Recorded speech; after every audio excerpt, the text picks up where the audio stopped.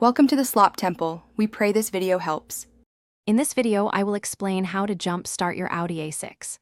First, prioritize safety by gathering essential gear such as gloves and eye protection. Always ensure both vehicles are completely turned off before you begin connecting any cables. Position the donor vehicle close enough to your Audi A6 so the jumper cables can easily reach both batteries without being stretched. This initial setup is crucial for a safe and effective jump start.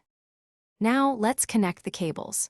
First, attach one end of the red, positive cable to the positive terminal of your Audi A6 is dead battery. Then, connect the other end of the red cable to the positive terminal of the donor vehicle's battery. Next, connect one end of the black, negative cable to the negative terminal of the donor battery. Finally, attach the remaining black cable end to an unpainted metal ground point on your Audi A6, away from the battery. With the cables securely connected, it is time to start the donor vehicle. Allow the donor vehicle to run for at least 5 to 10 minutes.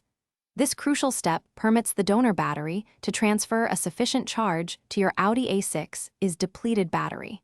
Resist the urge to immediately try starting your Audi A6. Patience here ensures a more successful jump start. This charging period is vital for a smooth restart.